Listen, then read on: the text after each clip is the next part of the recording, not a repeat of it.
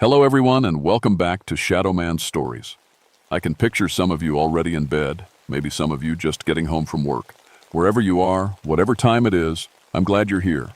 If this helps you relax or sleep, please like and subscribe. It means a lot. Now, let's get you comfortable and I'll tell you tonight's story. My name is Jake Thornberry, and I've been a park ranger for 16 years. I've seen things in these mountains that would make city folks pack up and never come back.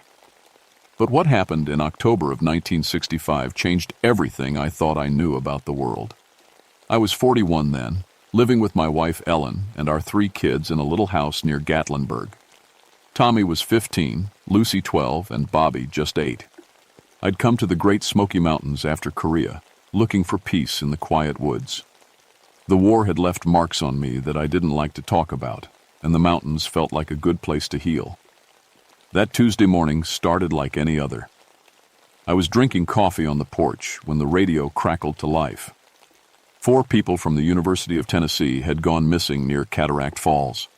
Dr. Patricia Wells, a geology professor, and 3 of her students, Mark, Lisa, and David. They'd been studying rock formations up there for some research project. 96 hours overdue, the voice said through the static. Last seen heading toward the falls with camping gear. I knew that area well. 23 miles from the nearest road, deep in the backcountry where the Cherokee used to say their prayers. It was beautiful country, but dangerous if you didn't know what you were doing. The elevation hit over 4,000 feet, and October nights could drop below freezing without warning. I packed my gear quickly: rope, first aid kit, emergency flares, and enough food for 3 days. Ellen kissed me goodbye at the door. "Be careful up there," she said, holding my face in her hands. "Something feels different about this one." I should have listened to her. The hike to Cataract Falls took me 4 hours through thick rhododendron bushes and over rocky streams. The leaves were turning gold and red, and the air smelled like wood smoke and cold water. It was the kind of day that reminded me why I loved this job. But as I got closer to the search area, things started feeling wrong. The woods were too quiet. No birds singing, no squirrels chattering in the trees. Even the insects had gone silent. In 16 years of hiking these trails, I'd never heard the mountains so still. I found their base camp just before sunset. The tents were still up, but something had torn through them like a giant had grabbed them with both hands. Sleeping bags were scattered everywhere, and their cooking gear was spread across 200 yards of forest floor. But the strangest thing was the stones. Someone had built 8 huge piles of rocks around the campsite in a perfect circle. Each pile was taller than me, made from boulders that must have weighed 200 pounds each. I walked around them twice, trying to figure out how 4 college kids could have moved rocks that size without any machines to help them. The radio crackled. "Base to Thornberry, what's your status?" "Found their camp," I said. "Something's not right here. Looks like a tornado hit it, but the weather's been clear for a week." "Any sign of the missing persons?" I looked around at the torn fabric and scattered gear. "Negative, but I'm staying the night. Going to search the cave system at first light." "Copy that. Hawks is heading your way for backup. Should reach you by noon tomorrow." Billy Hawks was a good man to have with you in the woods. He was Cherokee, born and raised in these mountains, and he knew things about the land that weren't written in any ranger manual. If anyone could help me figure out what happened here, it was Billy. I set up my tent away from the stone circles and tried to get some sleep. But every time I closed my eyes, I kept thinking about those rocks. How did 4 people move stones that heavy? And why would they build them in a perfect circle? Around midnight, I heard footsteps. Heavy ones, like someone wearing boots too big for their feet.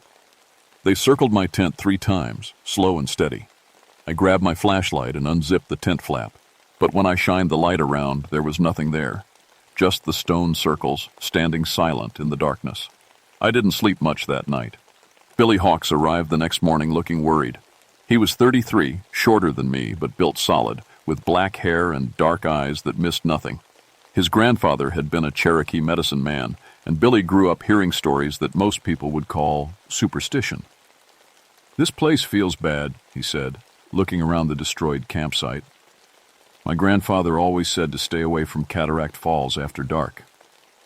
Why's that? I asked, though I wasn't sure I wanted to know. Billy knelt down next to one of the stone circles and touched the rocks with his fingertips. Cherokee word is Nunyunui, stone giants that steal souls. Grandfather said they sleep in the mountain during the day, but at night. He shook his head. Just old stories. You don't sound like you think they're just stories. He stood up and wiped his hands on his pants. Let's find those college kids. We started tracking at the edge of camp. It didn't take long to find footprints in the soft dirt near the stream. Human feet, but the biggest I'd ever seen. Size 20 at least, and they went deep into the ground like whoever made them weighed 400 pounds. College football player, maybe? I suggested. Billy shook his head. Look closer. I got down on my hands and knees. The prints were bare feet, and I could see every toe clearly marked in the mud. But there was something else. The skin looked rough, like it was covered in tiny bumps or scales. What kind of person has feet like that? I asked.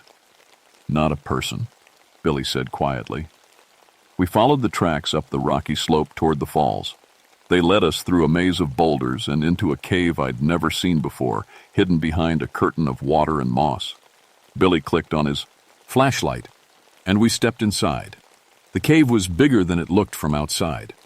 Our lights showed walls covered in drawings, ancient Cherokee symbols, and pictures of human figures. But mixed in with the old art were newer drawings scratched into the stone with something sharp. They showed 4 people running from a huge figure made of rocks. The missing students, Billy said. They drew these. At the back of the cave, we found their notebooks.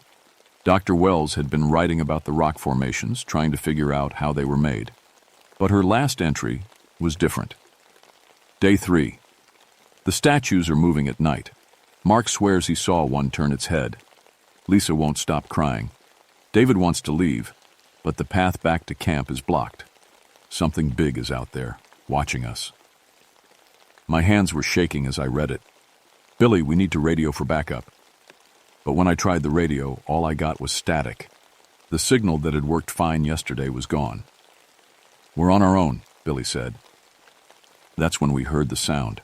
A low, grinding noise like 2 boulders rubbing together. It was coming from deeper in the cave system, somewhere we hadn't explored yet. Stay close, I whispered, and we headed toward the sound. The tunnel got narrower as we went deeper. Our flashlight beams danced on the walls, showing more drawings. These ones were older, done by Cherokee artists hundreds of years ago. They showed the same giant figures, but now I could see what they were doing, turning people into stone with a touch. The grinding sound got louder. We came to a large chamber, and Billy grabbed my arm so hard it hurt. In the center of the room were 4 statues carved from gray stone. They looked exactly like real people, down to the expressions of terror on their faces. Dr. Patricia Wells, Mark Johnson, Lisa Chen, and David Rodriguez. They're so detailed, I whispered. Look at their clothes, their hair. It's like they were alive just a second ago. Billy backed toward the tunnel. Jake, we need to leave. Now. But I couldn't stop staring at the statues. Mark's statue showed him mid-run, 1 foot off the ground, his mouth open in a scream. Lisa's hands were raised to protect her face. They looked so real I expected them to start breathing. That's when I noticed something that made my blood turn cold. The statues were warm. We ran from that cave like the devil was chasing us. Maybe he was. Back at base camp, Billy tried to explain what his grandfather had told him about the stone giants. According to Cherokee legend, they were guardians of sacred places, but they'd gone wrong somehow. Instead of protecting the mountain, they'd started collecting people, turning them to stone to keep forever. The old stories say they hunt at night, Billy said, checking his rifle. During the day, they become part of the mountain. You could walk right past one and never know it. That's impossible, I said. People don't turn to stone. But even as I said it, I kept thinking about those statues. They'd been too perfect, too real, and they'd been warm to the touch. We spent the day exploring the area, looking for any sign that the missing students might still be alive somewhere. What we found instead made things worse. Near a stand of pine trees, we discovered more bones. Human bones, picked clean and arranged in careful patterns. Some of them looked old, maybe from the 1920s, when there'd been mining operations in these hills, but others were fresh. "Jake," Billy called from 20 yards away, "you need to see this." He was standing next to what looked like a normal boulder, about 8 feet tall and covered in moss. But when I got closer, I could see it wasn't just a rock. There were details carved into it: fingers, toes, even a face frozen in a silent scream. "How long has this been here?" I asked. Billy scraped some moss away with his knife. Underneath was smooth stone that looked like skin. "Long time, maybe years." We found 6 more of them scarce, attered through the forest. All human figures turned to stone, all with expressions of terror. Some looked like miners from the old days. Others were more recent. Hikers, maybe, or hunters who'd gotten lost. "We're dealing with something that's been hunting people for decades," I said. Billy nodded. "And now it knows we're here." As if to prove his point, we heard a sound that raised every hair on my neck. It was like a mountain sighing, a deep rumbling that seemed to come from the rocks themselves. The ground vibrated under our feet. "It's awake," Billy whispered. The temperature dropped 20 degrees in 10 seconds. Our breath came out in white puffs, and frost started forming on the trees around us. In the distance, I could see something moving between the boulders, a shadow too big to be human, sliding from rock to rock like it was made of the same stone. "Back to camp," I said. "We'll wait for daylight." But as we jogged through the trees, I realized we were being herded. Every time we tried to go one direction, falling rocks would block our path. When we turned another way, we'd hear that grinding sound getting closer. Whatever was hunting us knew these mountains better than we did. We made it back to the ruined campsite just as the sun was setting. I built a fire while Billy set up a watch schedule. The flames felt good against the supernatural cold that was settling over the forest. "My grandfather said they can't cross running water," Billy said, feeding sticks to the fire. "And they don't like bright light." "What else did he say?" Billy was quiet for a long time. "That once they start hunting you, they don't stop. They'll follow you anywhere, wait as long as it takes. The only way to escape is to leave the mountains and never come back. We can't just abandon those college kids. Jake, those kids are gone. You saw them in the cave. They're part of the mountain now." Around midnight, the attack started. First, rocks began falling from the cliffs above us, big ones that crashed into the trees with sounds like thunder. Then the temperature dropped even more, and our fire started dying no matter how much wood we added. Billy was on watch when he grabbed my shoulder and pointed into the darkness. "There." I looked where he was pointing and saw something that shouldn't exist. A figure made of living stone, 15 feet tall, moving through the trees without making a sound. Its eyes glowed like amber coals, and when it moved I could see the rocks that made up its body shifting and flowing like water. "Don't move," Billy breathed. "Maybe it won't see us." But the thing turned its head directly toward us, and I knew it had been watching us all along. It raised one massive arm, and I saw that its fingers ended in claws that could tear through steel. Billy fired his rifle 3 times. The bullets hit the creature in the chest, sparking off its rock skin like they were hitting a cliff face.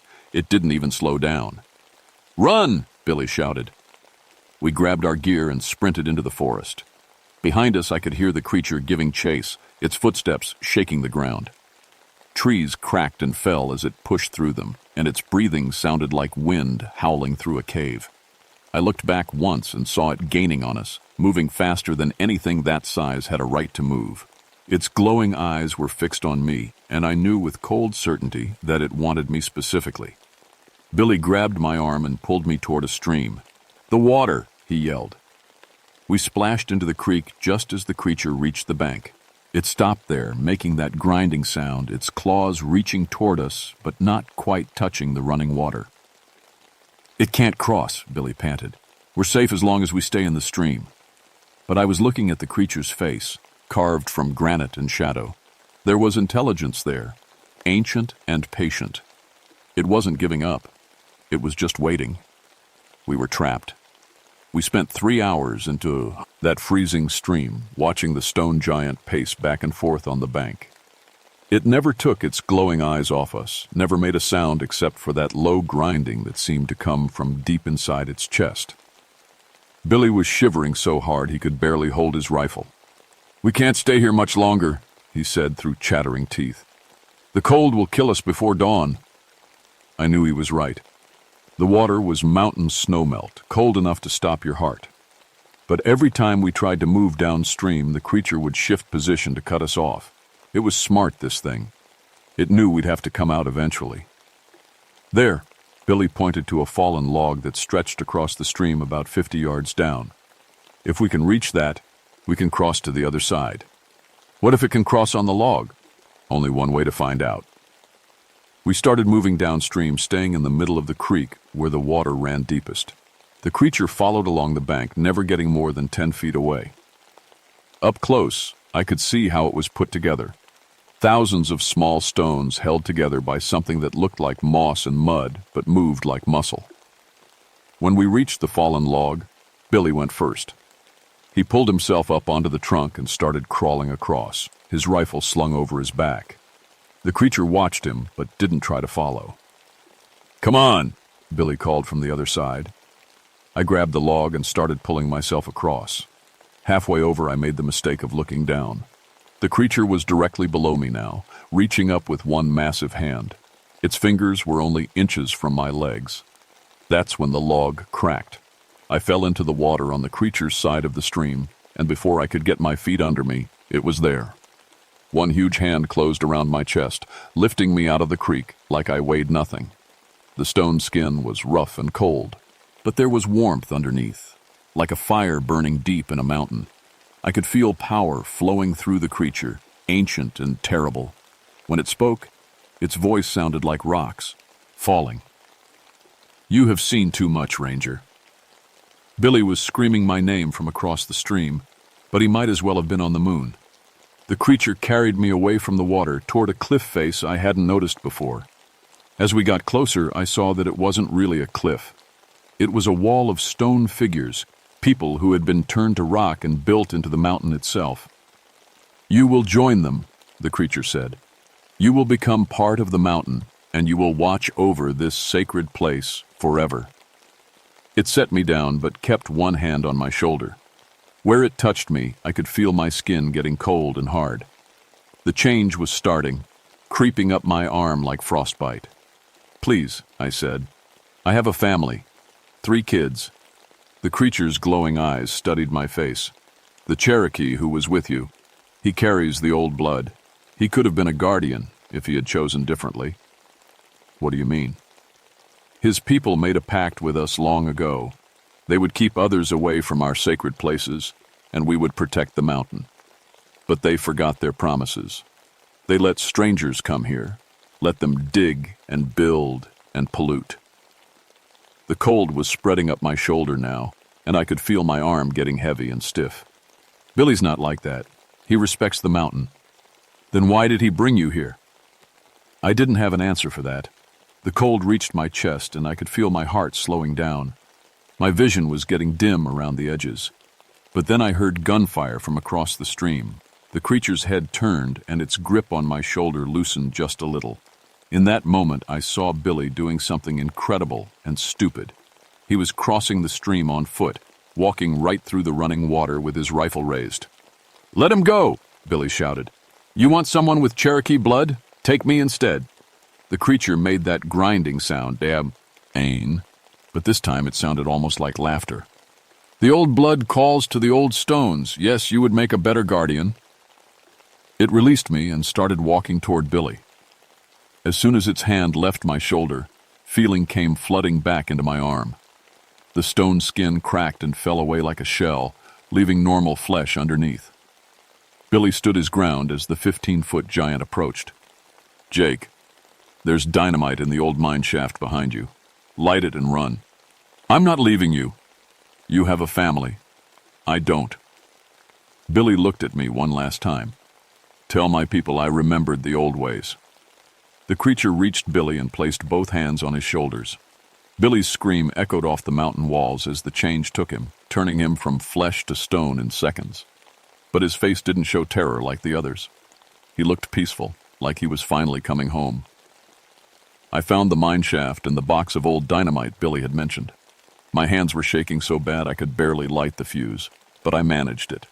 Then I ran harder than I'd ever run in my life. The explosion brought down half the mountain. Rocks the size of houses crashed down where the creature had been standing, burying everything under tons of stone. The sound rolled across the valley like thunder that wouldn't quit. When the dust cleared, there was no sign of the stone giant.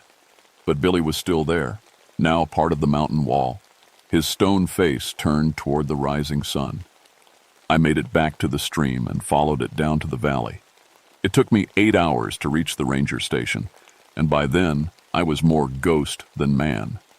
The official report said that Ranger Billy Hawks died in a rockfall during a rescue operation.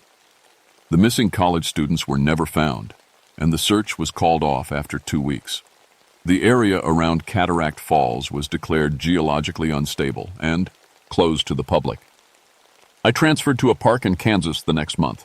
Flat land, no mountains, no caves. Ellen understood without me having to explain much. She could see the change in me, the way I couldn't stand to be around stone buildings or rock walls. She quietly put away the kids' rock collection and never asked why. I tried to go back to normal life, but the mountain had marked me. Every night I dreamed of stone figures moving in the darkness, of Billy's peaceful face carved in granite. During the day, I'd catch myself listening for that grinding sound, waiting for the creature to find me. But it never came. Maybe the explosion had destroyed it, or maybe it was content to stay in its sacred mountain, watching over the bones of the people it had collected over the years. I told myself it didn't matter, that I was safe now. I was wrong. 3 years later, I got a letter from the new head ranger at Great Smoky Mountains. More people were disappearing near Cataract Falls. Hikers mostly, but also some local folks who knew better than to go into those hills alone. The letter included photos from the search scenes. Stone circles, scattered gear, the same signs I'd seen before. The creature was still there, still hunting. The explosion had just made it more careful, more selective about its prey. And according to the reports, it was getting bolder. Closer to the towns, closer to places where families lived. I keep the letter in my desk drawer, next to my service revolver and a photo of Billy Hawks. Sometimes I take them out and look at them, especially on nights when the dreams are bad. Ellen finds me there sometimes, staring at that letter. "You're thinking about going back," she says. "Someone needs to warn them. Someone needs to tell them about the stone circles, about what's really up there. They wouldn't believe you." She's right, of course. Who would believe a story about stone giants that turn people into statues? It sounds crazy even to me, and I lived through it. But I know the truth. There are things in the mountains older than human me. Maury. Older than Cherokee legends. Things that see us as trespassers in their ancient world. The creature at Cataract Falls was just one of them, and now it's alone again, waiting in the stone silence. Sometimes on clear nights, I look toward the east where the Smoky Mountains rise against the stars, and I swear I can hear it calling, that grinding voice carried on the wind. It remembers me, the ranger who got away. It remembers, and it's patient. Mountains have all the time in the world. My name is Jake Thornberry, and I'm the only man alive who knows what's really watching from the peaks of Cataract Falls. I should have died there with Billy and those college kids. Maybe someday I'll go back and finish what we started, but not today. Today I have a family to protect and a secret to keep.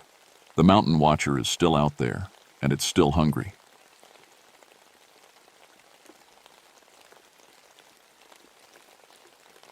My name is Dennis Carver, and I've been a ranger in these West Virginia mountains for 12 years. I'm telling you this story because someone needs to know what really happened up in the Cranberry Wilderness that February. The official report says it was a bear attack. That's a lie. I grew up in these hollows. My daddy and granddaddy worked the coal mines until a collapse took them both when I was 19. After that, I couldn't stand being underground, so I took to the mountains instead. Learned every ridge and creek for 40 miles around. Got good at finding people when they got lost, especially in winter.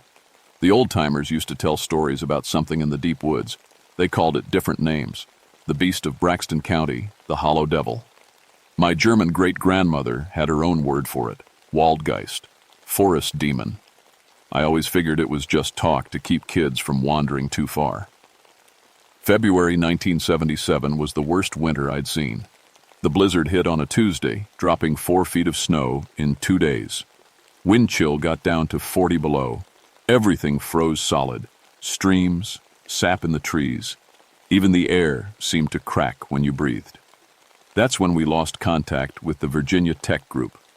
Captain Rex Murphy was leading 5 college kids on a winter survival course up in the Cranberry Wilderness. Real high country, 3,800 feet.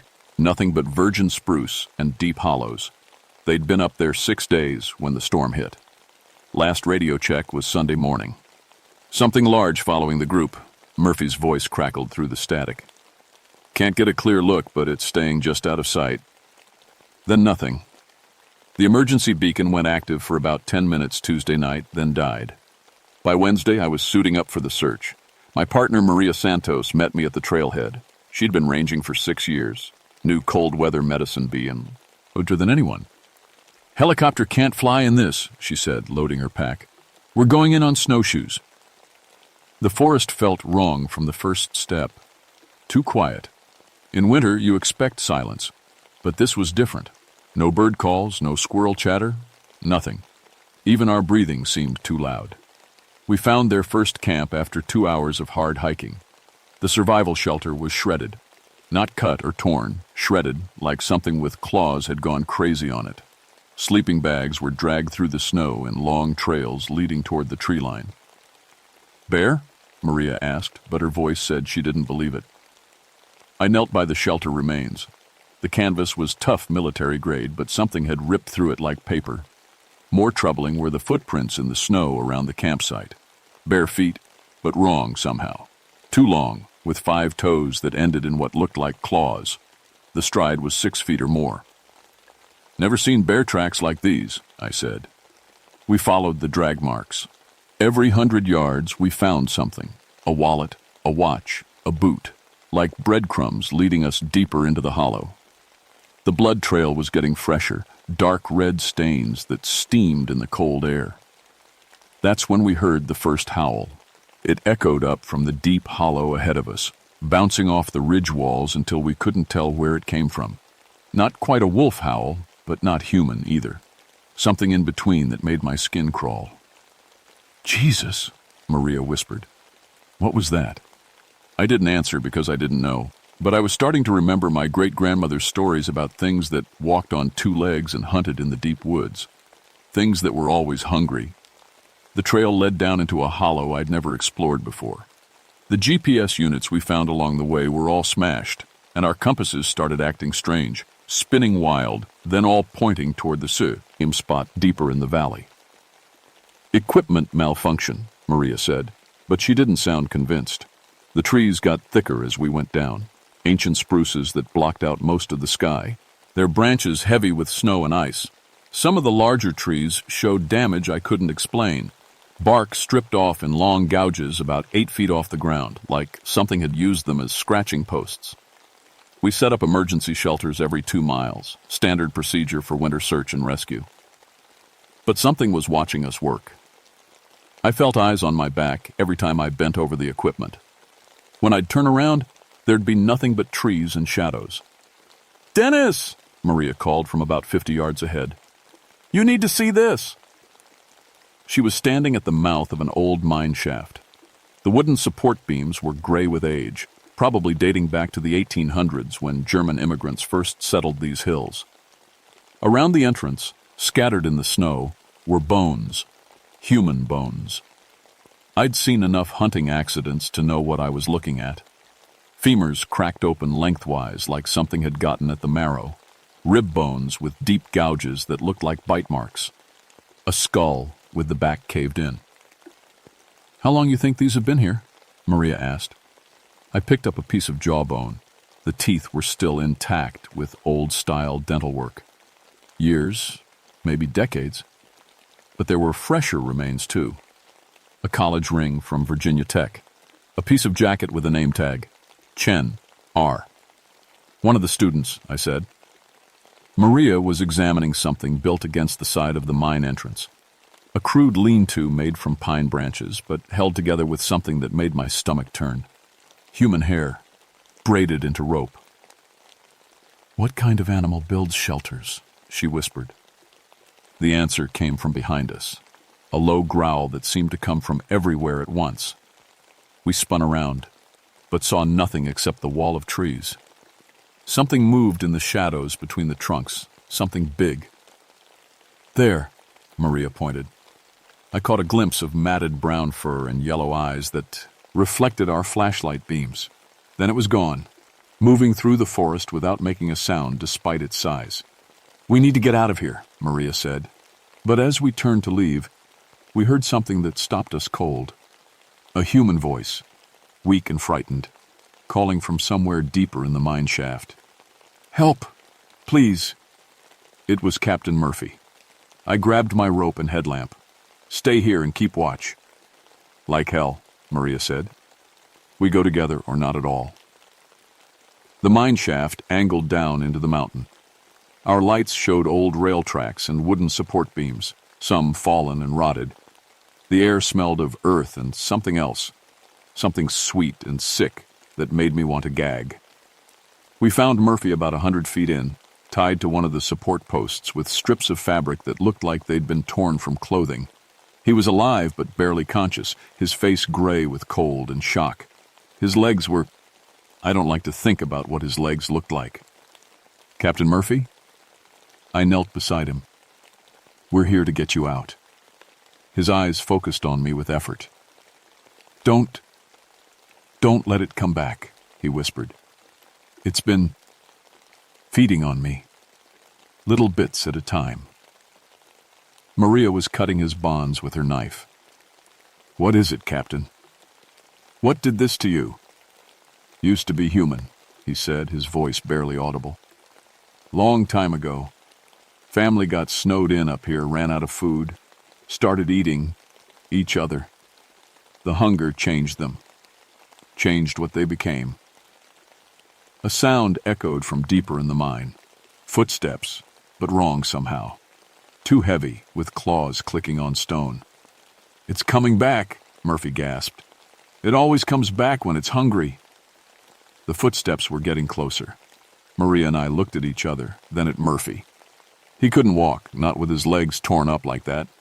We'd have to carry him, but that would slow us down. "Go," Murphy said, reading our faces. "Save yourselves." "No."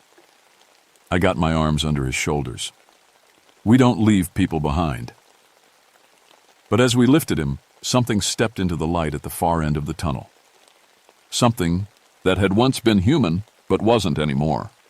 It stood 9 feet tall on legs like tree trunks.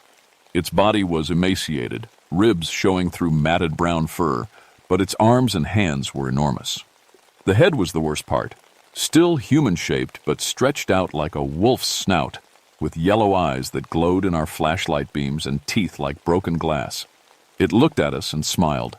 The thing that used to be human took a step toward us, and Captain Murphy made a sound I'll never forget. Pure terror mixed with recognition. "Run," he whispered. "Oh God, just run." But there was nowhere to go.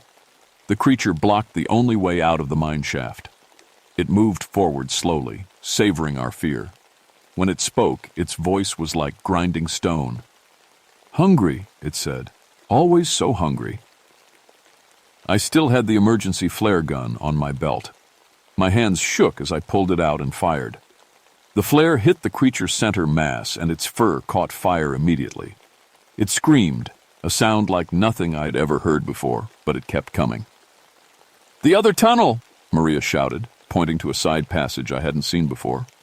We dragged Murphy between us, stumbling through the darkness while behind us the creature's burning screams echoed off the stone walls. The side tunnel was narrow and low, forcing us to crawl with Murphy barely conscious between us. We came out into another part of the forest, maybe a quarter mile from where we'd gone in. Snow was falling harder now, and the wind was picking up. Our radio crackled with static. No way to call for help. "The creature," Murphy mumbled as we set him down behind a fallen log. "It's not the only one. There's a whole family. Been up here for generations, feeding on anyone who comes too close." "How many?" I asked. "Don't know. Lost count. They keep me alive to attract others. Fresh meat." That's when we heard the howls. Not just one this time, but several, coming from different directions. They were surrounding us. Maria checked her rifle. "How many rounds you got?" "6, I said, counting my ammunition. "You?" "4, not nearly enough." The howls were getting closer. Through the falling snow, I could see shapes moving between the trees. Big shapes that walked upright but moved with an animal's grace. "The old cabin," Murphy said suddenly. "About half a mile north. My grandfather told me stories. Said it was where the family lived before they changed. Might be shelter." We had no choice. I got Murphy over my shoulder in a fireman's carry while Maria took point with her rifle. The snow was getting deeper, and the wind was howling almost as loud as the creatures hunting us. The cabin appeared out of the storm like something from a nightmare. It was built from logs that had gone black with age, with a stone chimney that had partially collapsed. The windows were boarded up from the inside, and the door hung open on broken hinges. Inside was worse than outside. The walls were covered with scratches, claw marks gouged deep into the wood. The floor was littered with bones of all kinds, animal and human, mixed together. In the center of the main room was a stone fire pit surrounded by what looked like crude furniture made from human remains. "Sweet Jesus," Maria whispered. That's when we found the journal. It was tucked into a gap between the logs, wrapped in oiled cloth to protect it from moisture. The pages were yellow with age, but the writing was still clear. German script that I could barely make out, but the dates were readable. 1847. "My grandfather's handwriting," Maria said, staring at the pages. "But this is impossible. He died in 1923. She translated what she could. A family named Brenner had been trapped by an early blizzard. Food ran out after 2 weeks. They started eating the livestock, then the family dog, then... They ate their youngest child first, Maria read, her voice shaking. Said it was to save him from starving. Then the next youngest. By spring, only the father was left, and he'd changed. The hunger had made him into something else. Outside, the howls were getting closer. I could see shadows moving past the windows. "How do we kill them?" I asked. Maria flipped through more pages. "Fire. Says here fire is the only thing that can destroy them completely. But they're not stupid. They learn, they plan, they set traps." That's when the door burst open. 3 of them stood in the doorway, blocking our escape. The one in front was the biggest, maybe 10 feet tall, with arms that nearly reached the ground.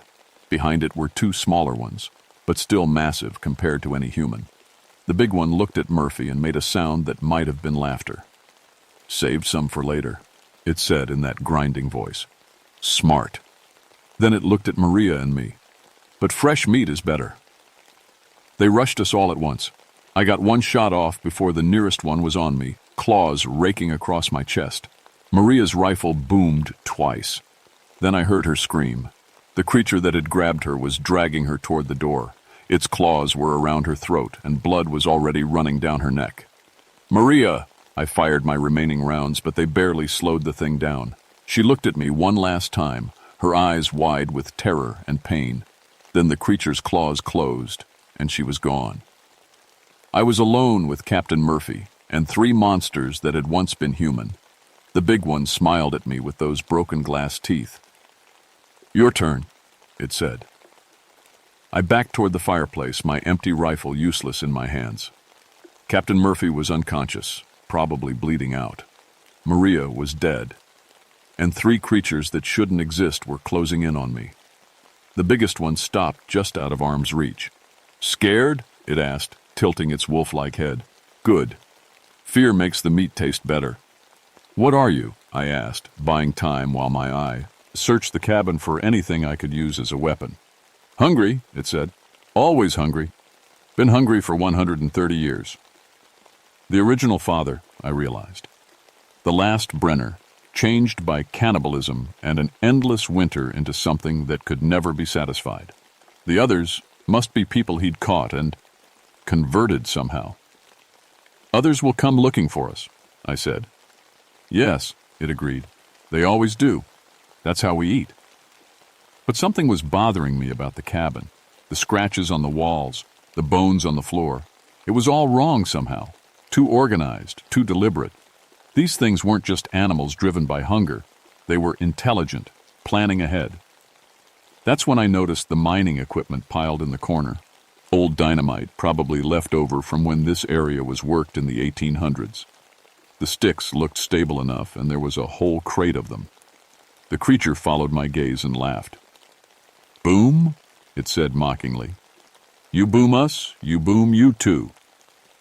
It was right, but I didn't have any other choice.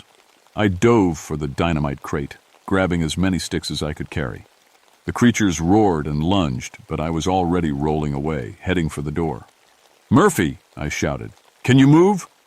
His eyes opened, focused on me with effort. Go, he whispered. I'm done anyway.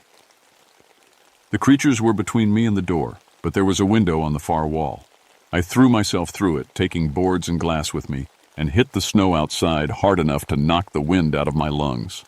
Behind me, the creatures were tearing the cabin apart, trying to get through the window opening. I had minutes, maybe less.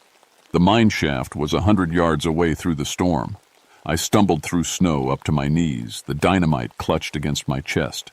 My plan was simple: get the creatures to follow me into the mine, then bring the whole thing down on top of them. At the mine entrance, I started placing the dynamite around the support beams. My hands were shaking so bad from cold and fear that I could barely work the fuses, but I got 6 sticks rigged with about 30 seconds of delay each. The first creature burst out of the cabin and saw me at the mine entrance. It howled, a sound of pure rage, and started running toward me. The others followed. I lit the first fuse and ran into the mine shaft, lighting the others as I passed them. The creatures were right behind me, their claws clicking on the stone floor. Nowhere to run now, the big one called after me. It was right. The mine shaft ended in a wall of fallen stone about 50 feet back. But that was the plan. I turned to face them as they closed in. You're right, I said. Nowhere to run. The first charge went off behind them, bringing down part of the entrance. They spun around, suddenly realizing what I'd done. The second charge followed, then the third. The big creature lunged at me, its claws reaching for my throat. I rolled aside as the fourth charge exploded, and rocks started falling from the ceiling. The creature's claws raked down my back, tearing through my jacket and into the flesh beneath. The fifth charge blew, and the whole mine began to collapse. I could hear the creatures screaming as tons of rock came down. One of them had me pinned, its weight crushing my ribs, but then a falling beam caught it across the head, and it went limp. The last charge was the biggest. When it went off, everything went black. I woke up in a hospital bed 3 days later. They told me a search helicopter had spotted smoke coming from the mountain and found me buried under rocks at what used to be the mine entrance. Severe frostbite, broken ribs, cuts that needed 47 stitches. But alive. Captain Murphy didn't make it. They found his body in the ruins of the cabin, along with Maria's remains. The official report said it was a bear attack followed by an accidental explosion of old mining equipment. Case closed. I tried to tell them the truth. The psychiatrist said it was trauma-induced hallucinations brought on by hypothermia and blood loss. Post-traumatic stress disorder, they called it. They gave me pills and sent me to therapy. But I know what I saw. I know what killed Maria and those college kids, and I know it's not over. The mine entrance is gone, sealed under tons of rock, but there were other mine shafts in that area, other ways into the mountain, and those things had been hunting in these woods for over a century. One cave-in wouldn't kill them all. I don't work as a ranger anymore. Can't handle being in the deep woods, especially in winter. But I keep an eye on the missing persons reports from the area. Every few years, someone else disappears up in the cranberry wilderness. Hikers, hunters, kids on camping trips. The search teams never find anything but torn equipment and drag marks in the dirt. The official reports always blame bears or weather or human error. But I know better.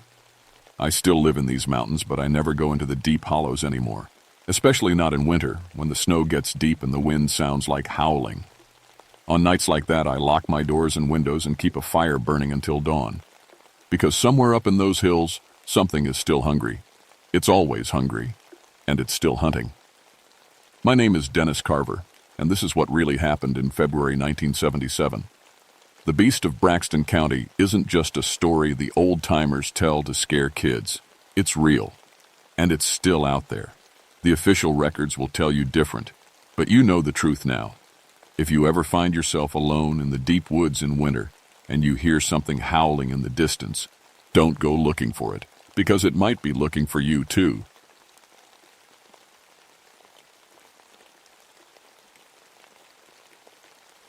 My name is Angela Morrison, and I need to tell you what really happened in Jefferson National Forest back in 1983. The official reports say it was a wild animal attack. They're wrong. What I saw up there wasn't any ordinary predator.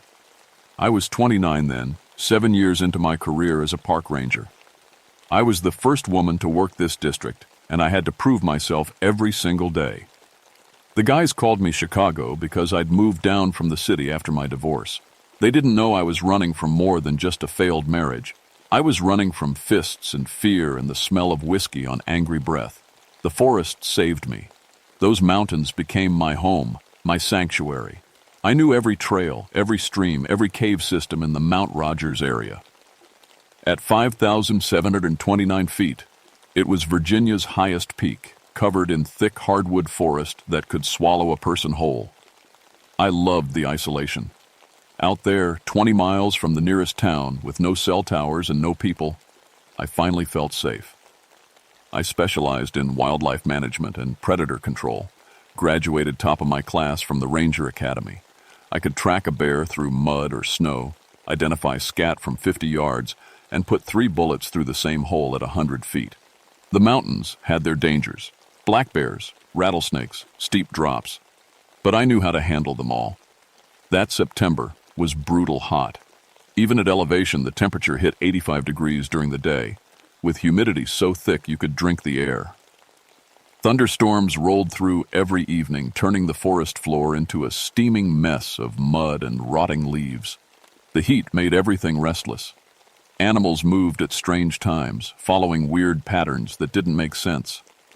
Old-timers in town talked about the wampus cat when the weather got like this. Cherokee legends about shape-shifting spirits that looked like giant panthers. But I figured it was just mountain folklore, stories to scare tourists and keep them from wandering too far into the backcountry. Every mountain community had its monster tales. I should have listened. The first call came on a Tuesday morning. Ezra Compton, whose family had farmed the valley below Mount Rogers for 6 generations, drove his rusted pickup to the ranger station. His hands shook as he poured coffee from my pot. "Lost 3 sheep last night," he said, not meeting my eyes. "Something got 'em." Livestock kills weren't unusual. We had black bears, coyotes, even the occasional mountain lion. But when I drove out to examine the scene, my confidence cracked. The sheep were arranged in a perfect circle around their water trough. Not scattered like you'd expect from a panicked flock. Arranged, deliberately. Each animal had 2 precise puncture wounds on its neck. No tearing, no consumption. They'd been completely drained of blood but otherwise left untouched. The ground around them was bone dry despite the previous night's rain. "What kind of predator doesn't eat its kill?" I muttered, taking photographs and measurements. The tracks told an impossible story. 4-toed paw prints the size of dinner plates with claw marks that suggested retractable claws like a big cat. But the stride length was wrong. Too long for any known predator, and some of the prints just stopped, mid-step, as if the animal had vanished into thin air. By the end of that week, we'd lost 23 cattle and sheep across 4 different farms. Always the same pattern, always during the new moon, always near water. The state sent Dr. Kevin Walsh to help with the investigation. He had a PhD in cryptozoology, the study of unknown animals, and had investigated similar cases across Appalachian country. Kevin was my age, with kind eyes behind wire-rimmed glasses and the patient manner of someone who'd heard every crazy story twice. I'm not here to debunk anything, he told me as we hiked toward the latest kill site. I'm here to find answers.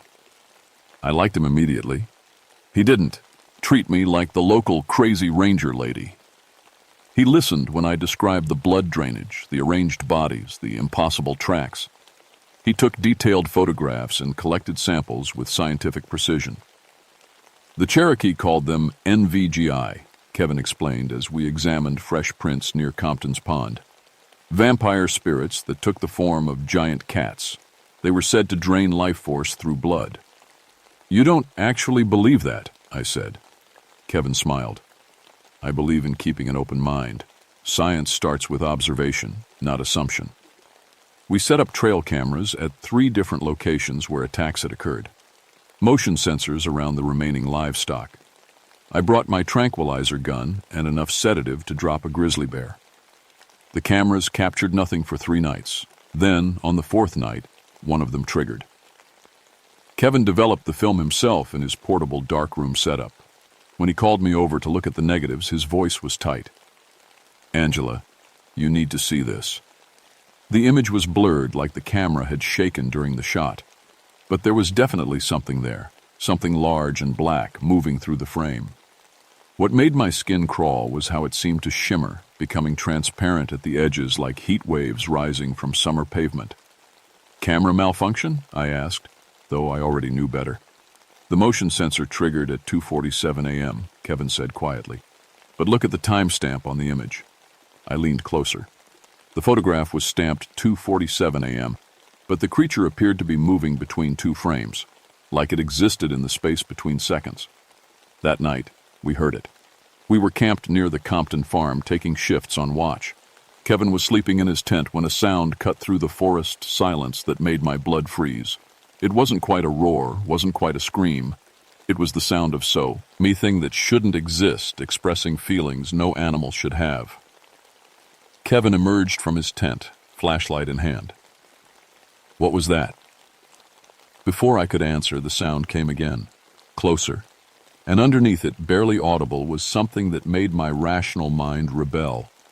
Purring, like a house cat, but deep and resonant and utterly wrong. Get your equipment, I whispered. We're going to find it. We followed the sound deeper into the forest, our flashlights cutting weak paths through the darkness. The temperature dropped 20 degrees in minutes, our breath misting despite the September heat. The normal night sounds, insects, small animals, owls, went completely silent. That's when Robert Kim died. We found his campsite first. Expensive backpacking gear scattered around a cold fire pit. His tent was intact, sleeping bags still warm. But Robert was 15 feet up in an oak tree, hanging from the branches like a broken doll. Kevin threw up. I just stood there, flashlight beam fixed on the body, trying to process what I was seeing. Robert hadn't climbed that tree. Something had put him there, carefully, deliberately. His neck showed the same 2 puncture wounds we'd seen on the livestock, but his face was peaceful, almost serene. We need to get out of here, Kevin whispered. But as we turned to leave, we saw them. Eyes, glowing amber in the darkness, watching us from maybe 30 yards away. 2 points of light at the height where a big cat's head would be, but spaced too far apart for any normal animal. The eyes blinked once, slowly, like a cat acknowledging our presence. Then they vanished. We ran back to our campsite, packed everything in record time, and drove straight to town. Neither of us spoke during the 40-minute drive, but I kept checking my mirrors. Once, I thought I saw those amber eyes keeping pace with our truck, running alongside us through the Reese. The sheriff ruled Robert's death an accident. Probably fell while trying to get away from a bear, he declared, ignoring our testimony about the impossible placement of the body. The coroner was baffled by the blood loss, but attributed it to unknown predator attack. Kevin and I knew better. We'd seen something that didn't belong in any biology textbook. The question was what to do about it. I'm going back, I told Kevin over breakfast at the town diner. This thing killed an innocent person. It's my job to stop it. Our job, Kevin corrected. I'm not leaving you alone up there. We returned to Mount Rogers, better prepared. Kevin brought night vision equipment borrowed from the university. I carried my .357 Magnum alongside the tranquilizer gun. We'd studied topographical maps and identified the cave system where the attack seemed to center, a series of natural caverns that ran deep into the mountain. The caves were ancient, carved by underground streams over millions of years. Cherokee petroglyphs covered the walls near the entrance, faded images of hunters and animals. Among them were pictures of creatures that looked disturbingly familiar, oversized cats with human-like postures and glowing eyes. "These paintings are at least 500 years old," Kevin said, running his fingers over the stone carvings. "Look at this one." He pointed to a section that showed a massive black cat drinking from what looked like a human figure. Around them, smaller human shapes lay scattered like discarded toys. It's a feeding pattern, I realized. This isn't the first time. We set up camp just outside the cave entrance, figuring the creature would have to pass us to reach the valley farms. As sunset approached, the temperature dropped again despite the day's heat. The forest sounds died away until we sat in perfect silence. Kevin was adjusting his night vision scope when the attack came. The creature materialized behind him, not approached, not emerged from hiding, but literally appeared from empty air like smoke becoming solid. One moment Kevin was alone, the next moment something the size of a mountain lion but built like a panther was standing over him. It was beautiful and terrible. Midnight black fur that seemed to absorb light rather than reflect it. Fangs like ivory daggers, easily 4 inches long. Eyes that glowed with their own amber fire, filled with an intelligence that was definitely not animal. "Kevin!" I shouted, grabbing for my tranquilizer gun. The dart passed right through the creature like it was made of shadow. The thing turned to look at me, and I saw something in those eyes that nearly broke my mind. Recognition, amusement. It knew exactly who I was and found my attempts to fight it entertaining. When it turned back to Kevin, it became solid again. Those massive fangs pierced his neck with surgical precision. Kevin's scream cut off instantly, replaced by a horrible sucking sound. I watched the color drain from his face as the creature fed, its purring vibrating through the cave like a diesel engine. Kevin's body went limp in seconds. The creature lowered him gently to the ground, almost tenderly, then looked at me again. Those amber eyes held mine for a long moment, and I understood with crystal clarity that it could have killed me just as easily. It was choosing not to. It was playing with me. Then it melted back into shadow and vanished. I knelt beside Kevin's body, checking for a pulse I knew I wouldn't find. His skin was paper white, cold as winter despite the warm night. The puncture wounds were already closing, leaving only 2 small marks like pinpricks. That's when I noticed the cave paintings again. In my flashlight beam, they seemed to move and shift. The human figures weren't just scattered around the feeding cat. They were arranged in specific positions. Positions that looked exactly like the way the livestock had been found. The creature wasn't just killing randomly. It was folloton, lowing a pattern that was hundreds of years old. I was next. I spent the rest of that night studying the cave paintings by flashlight, trying to understand what I was dealing with.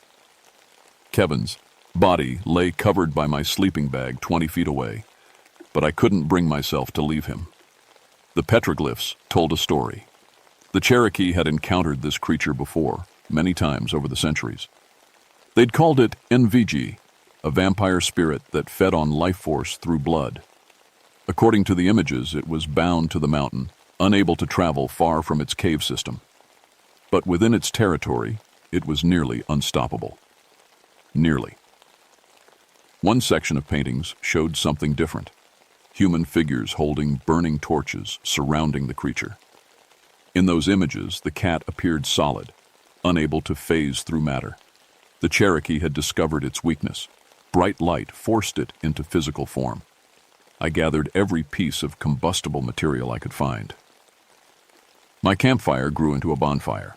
I found emergency flares in Kevin's pack and distributed them around the cave entrance. When full darkness fell, I was surrounded by a circle of light that would have been visible from space. The creature came at midnight.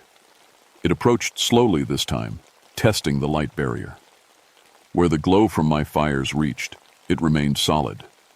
Where shadows fell, it became translucent, phasing in and out of reality like a living ghost. "I know what you are," I called out, my voice echoing off the cave walls. "The Cherokee figured you out centuries ago." Those amber eyes fixed on me from just beyond my ring of light. The creature sat on its haunches like a house cat, tail switching back and forth with predatory patience. When it spoke, I nearly lost my mind. The voice came from everywhere and nowhere, a deep rumble that seemed to originate from the mountain itself. "They tried to bind me. They failed." "But they hurt you," I replied, remembering the paintings of wounded cats retreating into deep caves. "They drove you underground." "Temporarily." The creature stood, muscles rippling under that black fur. "I am patient. I am eternal. You are food." It began to circle my light barrier, looking for gaps in the illumination. I followed its movement, keeping my 357 trained on its massive form. At close range, I could see details that would haunt my dreams forever. Scars crisscrossed its hide, old wounds from past encounters with humans. Its fangs were stained dark with centuries of feeding. But worst of all were its eyes, filled with an intelligence that was alien and ancient and completely without mercy. "You killed my partner," I said. I fed. The creature's matter-of-fact tone made Kevin's death seem insignificant, just another meal in an endless string of victims. "As I have fed for longer than your kind have walked upright." It found a shadow gap between two of my flares and began to phase through, becoming translucent. I lit another flare and threw it, forcing the creature back into solid form. But I was running out of light sources, and it knew it. "Your fires will burn out," it said, that terrible purr underlying every word. "Then you will join your mate in feeding me." That's when I made my decision. If I was going to die, I wouldn't go quietly. I emptied my 357 into the creature's chest. The bullets hit home, drawing black blood and roars of pain, but they didn't drop it. The thing staggered, wounded but far from dead, amber eyes blazing with fury instead of amusement. "Now you have made me angry," it snarled. It charged straight through my dying campfire, fur ablaze, solid as granite and twice as deadly. I dove aside, feeling claws rake across my back, tearing through jacket and shirt and skin. The impact sent me rolling toward the cave entrance. That's when I saw the old mining supplies. Dynamite. 3 sticks wrapped in oiled paper, left over from some long-abandoned excavation project. And a lighter Kevin had dropped when through. A creature attacked him. The wounded cat turned to face me, black blood streaming from bullet holes, patches of fur still smoldering from the fire. It crouched to pounce, muscles bunching, like steel cables. I lit the dynamite fuse and rolled deeper into the cave. "If I can't kill you," I shouted over the hissing fuse, "I can sure as hell bury you." The creature's eyes went wide, the first real fear I'd seen in them. It lunged toward me, but the dynamite exploded first. The cave entrance collapsed in a roar of stone and dust and debris. Boulders the size of cars tumbled down, sealing the opening completely. The shockwave knocked me unconscious, and the last thing I heard was a scream of rage and frustration that shook the entire mountain. I woke up in a hospital bed 3 days later. They told me a search and rescue team had found me half buried in rubble, clawed up but alive. Kevin's body was recovered and shipped back to his family with an official cause of death listed as animal attack. The cave entrance was permanently sealed with concrete and steel mesh, supposedly for public safety. The official report states that we encountered an unusually large and aggressive black bear that had developed a taste for livestock. Kevin's death was ruled accidental, the result of being in the wrong place when a dangerous predator attacked. I was commended for my bravery in driving off the animal and preventing further livestock losses.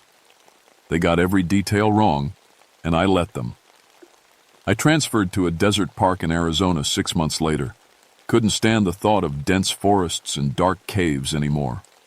My back healed, but the scars remain. 4 parallel lines from shoulder to hip that ache before storms. The nightmares took longer to fade, filled with amber eyes and that terrible purring voice. But sometimes, late at night when I'm patrolling the desert backcountry, I wonder if I really stopped it. Dynamite can collapse a cave, but can it kill something that's older than recorded history? Something that can phase through solid matter? Last month I got a come, all from the current ranger at Jefferson National Forest. Young guy, eager and professional, reminding me of myself at that age. He wanted to pick my brain about the 1983 livestock killings because they were having similar problems again. Cattle and sheep found drained of blood, arranged in circles near water sources, always during the new moon. I told him it was probably just a large predator with unusual feeding habits. Recommended he contact the state wildlife department for assistance. Gave him all the standard advice about livestock protection and predator control. I didn't tell him about the cave system that runs for miles under Mount Rogers. I didn't mention that dynamite might collapse one entrance, but there could be dozens of others. And I definitely didn't tell him about the Cherokee petroglyphs that suggest this has been happening for centuries, in cycles that correspond to population growth and development encroaching on ancient territories. Some knowledge is too dangerous to share. But if you're ever hiking in the Jefferson National Forest, especially around Mount Rogers, pay attention to the signs. If the normal forest sounds go silent, if the temperature drops suddenly on a warm night, if you see amber eyes watching from the darkness, don't try to be a hero. Run. And whatever you do, stay away from the caves. Because I have a terrible feeling that somewhere in those deep, dark places under the mountain, something very old and very patient is still waiting, still feeding, still playing its ancient game with prey that thinks it's safe. The Cherokee knew. They tried to warn us with their stories and their paintings. We should have listened.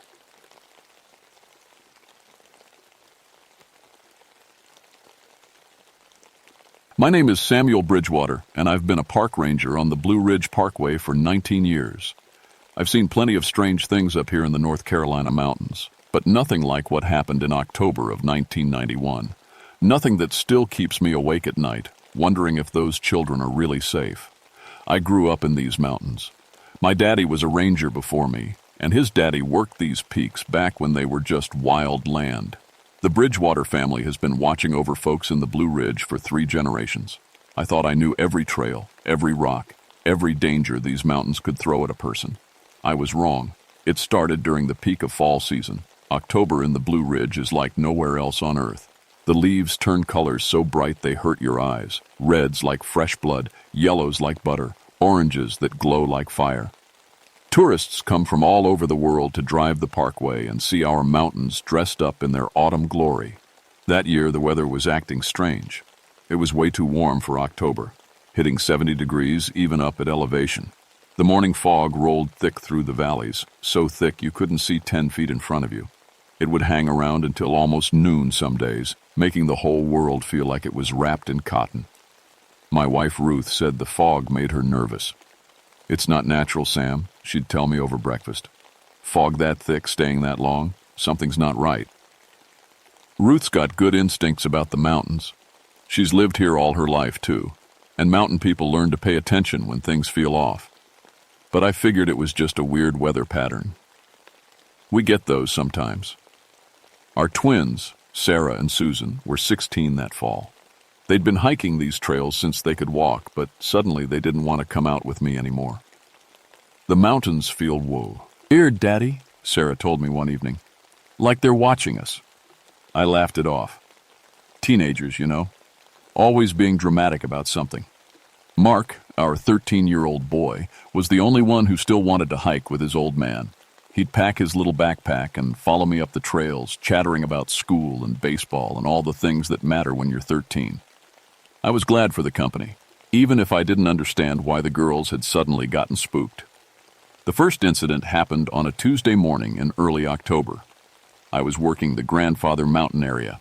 That's our highest peak at 5,946 feet, famous for the mile-high swinging bridge that crosses between 2 rock peaks. Thousands of tourists come through there every day during leaf season. I got a call on my radio around 10 in the morning. "Sam, we got a missing child at Rough Ridge Overlook. 4-year-old girl, blonde hair, wearing a red jacket." Missing kids aren't uncommon during tourist season. They wander off while parents are taking pictures or they chase a squirrel into the woods. We usually find them within an hour, scared but okay. This time was different. The girl's name was Emma Patterson. Her parents had stopped at the overlook to take pictures of the valley view. They turned around for maybe 30 seconds to pose for a photo, and when they looked back, Emma was gone. She was right here, the mother kept saying, pointing to a spot near the stone wall that keeps people from falling off the cliff. She was right here, and then she wasn't. We searched for 6 hours. 20 rangers, search and rescue volunteers, state police, even some local folks who knew the area. We had dogs tracking her scent. We checked every trail, every hiding spot, every place a 4-year-old could possibly reach. The dogs lost her scent at the cliff edge. "That's impossible," the dog handler told me, scratching his head. "The scent just stops. Like she just disappeared into thin air." We never found Emma Patterson. After 3 days, the FBI took over the case. They brought in helicopters, more dogs, expert climbers to check impossible places on the cliff faces. Nothing. The weird part was what we found 2 days later. Emma's little red jacket, folded neat as you please, sitting on a rock ledge about 100 feet up the cliff face. No way to climb up there without ropes and gear. No way a 4-year-old could have gotten up there. No way the jacket could have gotten there by itself. That's when I started to wonder if maybe Ruth and the girls were right. Maybe something wasn't right in our mountains after all. 3 days after Emma Patterson disappeared, it happened again. This time, it was a 6-year-old boy named Tyler Chen. His family was from California, visiting the Parkway for the first time. They'd stopped at Beacon Heights, another popular overlook about 10 miles south of Grandfather Mountain. Same story. Parents turned away for a minute, kid vanished. No trace, no trail, nothing. The dogs lost his scent at the cliff edge, just like with Emma. 2 days later, we found Tyler's baseball cap folded on a tree branch 30 feet off the ground. The tree had no low branches, no way to climb it. But there was that cap, sitting pretty as you please, like someone had placed it there just to mess with us. By now, the media had gotten wind of what was happening. News vans started showing up, reporters asking questions about child safety on the Parkway. The FBI sent more agents. The pressure was building on all of us rangers to figure out what was going on. I started doing research, digging through old incident reports in our files. What I found made my blood run cold. Every 20 to 30 years, going back to the 1800s, we'd have clusters of missing children, always during the fall. Always kids between 4 and 8 years old, always disappearing near cliff edges or high overlooks, and always their clothes would turn up in impossible places. The really old reports from back in the 1800s and early 1900s mentioned something else. Local Cherokee folks would warn people to stay away from certain areas during the autumn months. They had stories about something they called Nunehi, little people who lived in the mountains. According to the old stories, Nunehi were the spirits of children who had died in the mountains long ago. They were jealous of living children and would try to steal them away to join their ghostly games forever. I'd heard these stories growing up, but I'd never put any stock in them. Mountain folklore, that's all. But now, with kids disappearing and their clothes showing up in impossible places, I was starting to wonder. The third disappearance happened 5 days after Tyler Chen vanished. 6-year-old Molly Richards from Tennessee. She was with her grandparents at the Lynn Cove Viaduct, that curving concrete bridge that hugs the mountainside. Beautiful spot, popular with photographers. Molly's grandmother was getting her purse out of the car. Molly was standing by the stone wall, looking out at the view. Grandmother turned around, and Molly was gone. This time, I was first on the scene. I got there maybe 20 minutes after the call came in. "She was right there," the grandmother kept saying, pointing to the wall. "I heard her laughing, and then when I looked up, she was gone." "You heard her laughing?" I asked. "Yes, she was giggling about something, but when I looked, nobody was there." We searched until dark. Same result. No trace of the child. Dogs lost her scent at the cliff edge. But this time, something else happened while we were searching. I was checking a trail that led down into the valley below the viaduct. The fog was rolling in thick, cutting visibility down to almost nothing. I was using my flashlight even though it was only 6 in the evening. That's when I hear dit. Children laughing. Not just one child, several children, laughing and playing somewhere in the fog ahead of me.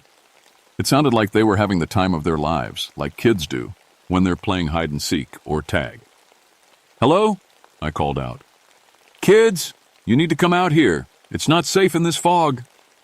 The laughter stopped. Then, from a completely different direction, I heard it again. But this time it sounded wrong somehow, like the laughter was too old, too knowing for children's voices. I followed the sound, pushing through mountain laurel bushes and around rock formations. The fog was so thick I could barely see my own feet, but I kept hearing that laughter, always just ahead of me, always just out of reach. I followed it for maybe half an hour before I realized something that made my stomach drop. The laughter was leading me in circles. Every time I thought I was getting closer, I'd end up back at the same fallen log or the same rock outcropping, like something was playing with me, leading me around and around in the fog. When I finally made it back to the search base, my fellow rangers looked at me funny. "Sam, where have you been?" asked Ranger Miller. "You've been gone for 3 hours." 3 hours? It had felt like 30 minutes to me. That night I called Martha Standing Bear. She's a Cherokee elder who lives over in Cherokee, about 40 miles south. Her grandmother used to tell the old stories, and I figured if anyone knew about Nunahai, it would be Martha. "Samuel Bridgewater," she said when she answered the phone. I'd known Martha for years. She sometimes helped us with educational programs about Cherokee history in the mountains. "Martha, I need to ask you about the old stories. About Nunehi." There was a long pause on the other end of the line. "Why are you asking about the little people, Samuel?" I told her about the missing children, about the clothes found in impossible places, about the laughter in the fog. Another long pause. "You need to come see me tomorrow," Martha said finally. "And Samuel, don't go into the mount. Tane's alone until you do. The Nunehai are hunting again." I drove down to Cherokee the next morning, leaving early so I could be back for the search efforts. Martha Standing Bear lived in a small house at the edge of town, surrounded by a garden full of traditional Cherokee plants, wild ginger, bloodroot, mountain ash, and other herbs I couldn't identify. Martha was in her 70s, with silver hair braided long down her back and eyes that seemed to see more than most people's. She was waiting for me on her front porch with 2 cups of coffee and a serious expression. "Sit down, Samuel," she said. "We need to talk about things your people don't like to hear." I sat in the wooden chair next to hers and took the coffee. It was good, strong and black, the way mountain people like it. "Tell me again about the children," Martha said. I went through it all again. Emma, Tyler, Molly, the clothes in impossible places, the laughter in the fog. Martha listened without interrupting, nodding occasionally. When I finished, she was quiet for a long time, staring out at her garden. "My grandmother told me these stories when I was small," she said finally. "The Nunehai have always lived in your mountain, Samuel. They are the spirits of children who died there long ago, some from sickness, some from accidents, some from things even worse." "You really believe they exist?" Martha gave me a look that made me feel about 6 years old. "Your people think you know everything about these mountains because you've lived here a few generations. My people have been here for thousands of years. We know things you've forgotten how to see." She stood up and walked to the edge of the porch, looking up toward the mountains in the distance. "The Nunehai are not evil exactly," she continued, "but they are jealous of living children. They remember what it was like to be alive, to have families, how loved them, to grow up and have children of their own. When they see living children, especially children who look happy and loved, it makes them angry. So they steal them? They try to make them join their eternal games. In the old stories, Nunehai children would appear to living children and invite them to play. The living children would follow them into the mountains and never return. They would become Nunehai themselves. I thought about the laughter in the fog, how it had led me in circles. How do you stop them? Martha walked back to her chair and sat down, reaching into a pouch at her belt. She pulled out several small bundles of herbs tied with thread. There are old protections, she said. Plants that the Nunahai fear. Wild ginger, mountain ash, bloodroot. Iron also hurts them. And there are songs, old Cherokee songs that can bind spirits or drive them away. She handed me the herb bundles. But Samuel, the most important thing is this. Nunahai can only take children who are alone. They cannot touch a child who is with family, who is being watched and protected. They hunt during the liminal times, dawn and dusk, when the world is between day and night. And they are strongest during the fog, when the barrier between the spirit world and our world grows thin. I pocketed the herb bundles, feeling a little foolish, but also grateful. How long do these hunting times last? Until the first hard frost, Martha said. When winter truly comes, they go back to sleep until the next cycle. That gave us maybe 3 weeks, if we were lucky.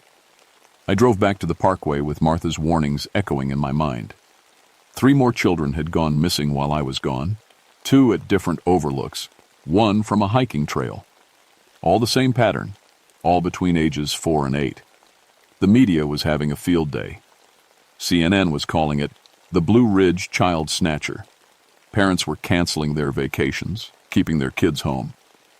The local economy was starting to hurt, and I was walking around with bundles of Cherokee herbs in my pocket, feeling like I was losing my mind. That evening, I was at home having dinner with Ruth and the kids when my brother Jim called. "Sam, I'm bringing the family up for a weekend visit," he said. "We want to see the fall colors before the season ends." My stomach dropped. Jim lived down in Charlotte with his wife Karen and their 6-year-old son Tommy. Tommy was a sweet kid, curious about everything, always running ahead on hikes to see what was around the next bend. Exactly the kind of child the Nunahai would target. "Jim, maybe this isn't the best time," I started to say. "Come on, Sam. I know there's been some trouble with missing kids, but we'll be careful. Besides, you're a ranger. If anyone can keep us safe, it's you." I tried to talk him out of it, but Jim's stubborn as a mule when he sets his mind to something. They were coming up Friday and staying through the weekend. That gave me 3 days to figure out how to protect my nephew from mountain spirits I wasn't even sure I believed in. The next morning, I found Molly Richards' dress. It was hanging from a tree branch 40 feet off the ground, swaying gently in the breeze. The tree trunk was smooth bark with no branches for 30 feet up. No way to climb it without special equipment. But there was that little pink dress, hanging like someone had carefully placed it there just to taunt us. Standing under that tree, looking up at that impossible dress, I finally accepted what Martha Standing Bear had been trying to tell me. The Nunahai were real. They were hunting. And they were getting bolder. That afternoon, I drove back to Cherokee. "I need to learn those songs," I told Martha. She looked at me for a long moment, then nodded. "Come inside, Samuel. We have work to do." Martha spent 2 days teaching me everything she could about fighting Nunahai. She taught me Cherokee protection songs, old chants that were supposed to bind spirits and keep them from taking children. She showed me how to arrange the protective herbs, how to recognize the signs that Nunahai were close. Most importantly, she taught me the rules. Nunahai can only hunt in the fog, she explained. They can only take children who are alone, even for a few seconds. They are strongest at dawn and dusk, weakest at full noon when the sun is high. Iron burns them like fire. And Samuel, they cannot cross running water. I practiced the songs until I could sing them without thinking. I carried iron railroad spikes in my pack along with the herb bundles. I felt like I was preparing for war against an enemy I couldn't see. Jim's family arrived Friday afternoon. They were excited about their mountain weekend, talking about hiking and taking pictures and seeing the famous fall colors. Tommy was bouncing around like a 6-year-old tornado, asking a million questions about everything. "Uncle Sam, can we see bears? Can we climb rocks? Can we go to the swinging bridge?" Looking at his bright, eager face, I felt a chill that had nothing to do with the mountain air. Saturday morning was perfect for hiking. Clear skies, warm temperature, just enough breeze to keep things comfortable. No fog in sight. I decided we'd stick to the busiest trails, the ones with lots of other families around. Safety in numbers. We hiked the trail to Rough Ridge, the same overlook where Emma Patterson had disappeared 3 weeks earlier. I kept Tommy between me and Jim the whole time, never letting him get more than arm's length away. The view from Rough Ridge is spectacular. You can see for miles across the valleys and peaks, especially during fall when the colors are at their peak. Other families were there taking pictures, kids running around, everyone having a good time. Normal. Safe. We had lunch at the overlook, sitting on the stone wall and enjoying the sunshine. Tommy was telling us about school, about his baseball team, about the fort he was building in his backyard, just regular 6-year-old stuff. Then the fog started rolling in. It came, up from the valleys like a living thing, gray and thick and moving too fast. In minutes, it had swallowed the overlook, turning the world into a white-gray bubble where you couldn't see 10 feet in any direction. Other families started packing up, heading back to their cars. Smart move. We should go too, I told Jim. "Aw, Uncle Sam," Tommy complained. I wanted to explore more. "Tommy, stay close," I said, reaching for his hand. But he was already moving away from us, drawn toward the edge of the overlook where the stone wall disappeared into the fog. "Tommy!" Jim called. That's when I heard it. Children's laughter, coming from the fog beyond the wall. Sweet, musical laughter, like kids having the best time ever. Tommy heard it too. His face lit up with curiosity. "Are there kids down there, Uncle Sam? Can I go play with them?" "No." I grabbed his arm, maybe a little too hard. "Tommy, we're leaving, right now." The laughter came again, closer this time.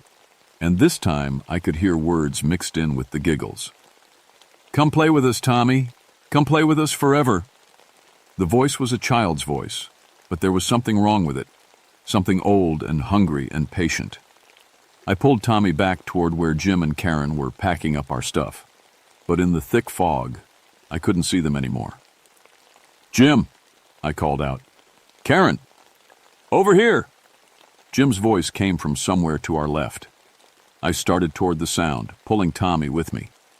But the fog seemed to muffle everything, making it hard to tell which direction sounds were coming from. The children's laughter came again, all around us now. Not just one voice, but several.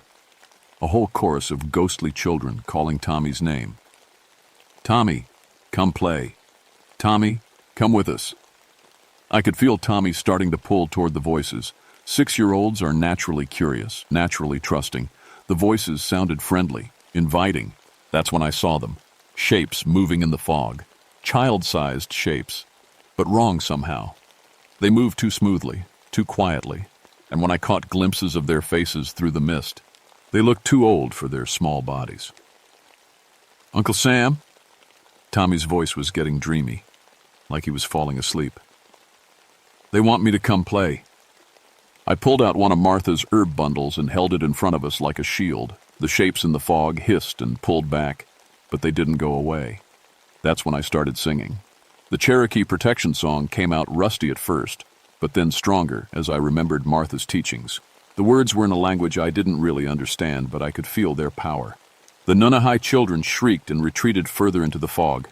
"Jim!" I yelled as loud as I could. "Follow my voice!" I kept singing, kept moving toward where I thought I'd heard Jim calling. The herb bundle in my hand was getting warm, and I could smell its sharp, green scent cutting through the fog. Finally, I saw Jim and Karen emerging from the mist, looking scared and confused. "There you are," Jim said. "We lost you in this fog. What's that singing?" "Get to the car," I said. "Now, don't ask questions, just move." We made it back to the parking area, all of us staying close together. The fog followed us, but it seemed thinner there, less dense. Other families were hurrying to their cars too, everyone wanting to get away from the unnatural mist. As we reached our car, I looked back toward the overlook. The fog was starting to clear, and I could see the stone wall where we'd been sitting. There were children there. 5 or 6 small figures standing on the wall, perfectly still, watching us. But as the fog lifted, they faded away like they'd never been there at all. Jim and Karen didn't see them. Tommy was already climbing into the back seat of the car, chattering about the weird fog and asking when we could come back. I didn't answer. I was thinking about Martha's warning that Nunahai got stronger as the hunting season went on. They'd tried to take Tommy in broad daylight, with his family right there. They were getting bolder, hungrier, and we still had 2 weeks left before the first frost. That night, I couldn't sleep. I kept thinking about how close we'd come to losing Tommy, how the Nunahai had almost taken him despite all my preparations. They were learning, adapting to my defenses. Around 3 in the morning, my phone rang. It was dispatch.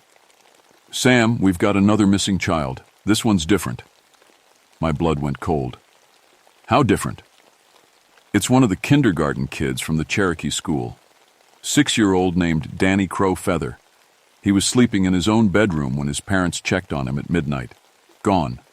No sign of struggle, window still locked from the inside." They'd taken a Cherokee child from his own home. That changed everything. I drove to Cherokee as fast as I could, calling Martha on the way. She was already awake, already knew what had happened. "They're desperate," she said when I got to her house. "The hunting season is almost over, and they haven't taken enough children. Now they're breaking the old rules, getting reckless. Can we get Danny back?" Martha was quiet for a long moment.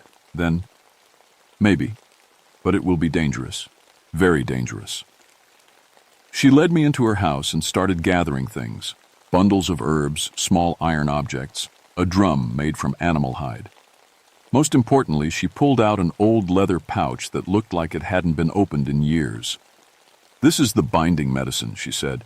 "My grandmother gave it to me, and her grandmother gave it to her. It can trap spirits, force them into physical form where they can be fought. What's the catch? Once we use it, the Nunahai will know we're coming. They'll throw everything they have at us to stop us. And Samuel, if we fail, if they take us, we don't get to come back." I thought about Tommy, how lose I'd come to losing him. I thought about all the other children who had disappeared over the years, all the families who never got to say goodbye.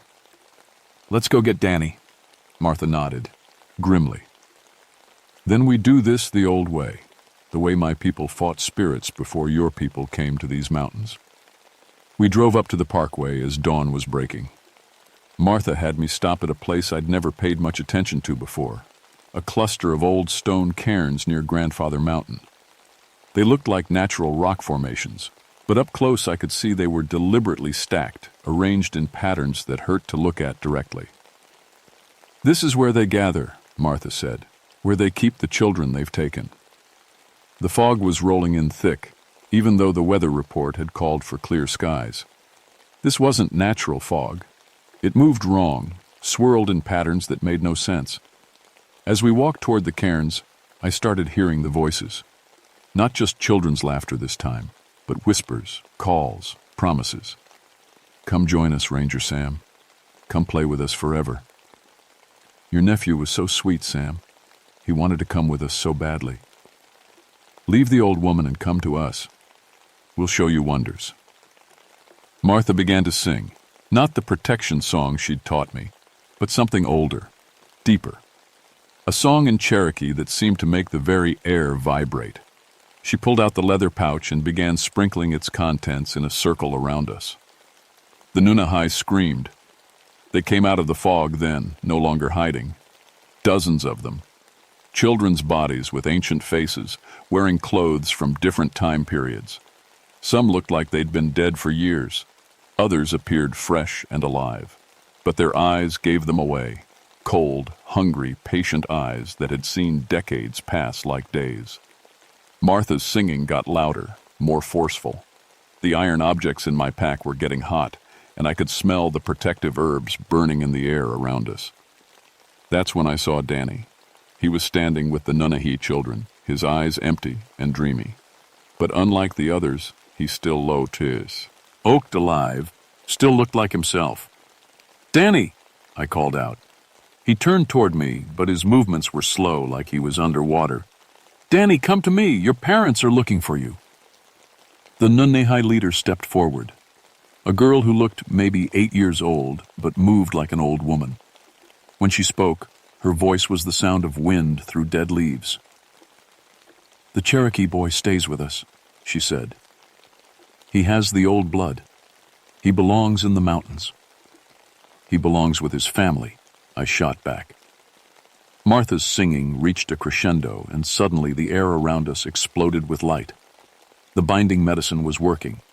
The Nunnehi children were becoming solid, losing their ability to fade in and out of the fog.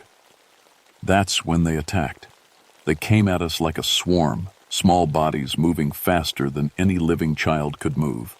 I swung the iron railroad spike I'd brought, and where it touched them, they screamed and pulled back, leaving burns on their spirit flesh.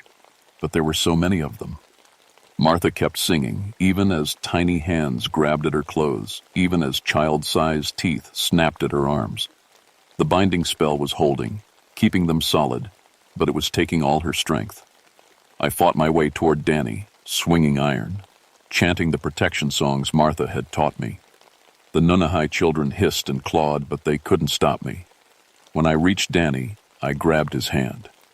He looked up at me with confused, sleepy eyes. "Uncle Sam, how did I get here?" "It's okay, buddy.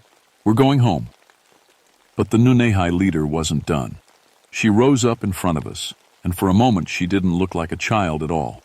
She looked like something ancient and terrible, something that had been hungry for centuries. "You cannot take him," she shrieked. "He is ours now. They are all ours." That's when I realized the horrible truth. All around us, standing with the Nunnehi, were the other missing children. Emma Patterson, Tyler Chen, Molly Richards, all of them. They were still alive, but their eyes had that same empty, dreamy look as Danny's. "The binding won't hold much longer," Martha gasped, still singing, but growing weaker. I looked at all those lost children, thought about all their families who would never see them again. Then I made a decision that still haunts me. I could only save one. I grabbed Danny and ran, carrying him toward Martha's circle of protection. Behind us, the Nunnehi children shrieked in rage, but the binding medicine kept them from following.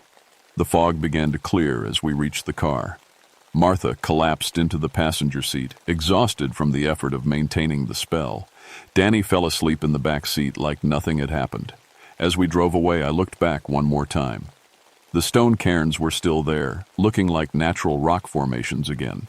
No sign of the Nunnehi children, but I knew they were still there, still waiting, still hungry. And in 3 weeks, when October came around again next year, they'd start hunting once more. We got Danny back to his parents. He had no memory of being taken, no memory of the Nunnehi children. As far as he knew, he'd just had a very strange dream. The other children were never found. Officially, the case remains open, but the FBI gave up after another month of searching. They blamed it on a mountain predator that was never caught. I never told anyone the truth about what really happened. Who would believe it? But every October since then, I watch the weather reports. When I see fog rolling into the valleys, when I hear children's laughter echoing from empty trails, I remember Martha's warnings. The Nunnehi are still out there, still hunting, still hungry for the children they can never be again. And sometimes, late at night when the fog is thick, I wonder if I made the right choice. If saving one child was worth leaving all the others behind. I guess I'll never know for sure. But I do know this. If you're ever hiking in the Blue Ridge Mountains during October and you hear children laughing in the fog, don't follow the sound. Turn around and walk away as fast as you can. Some games are too dangerous to play.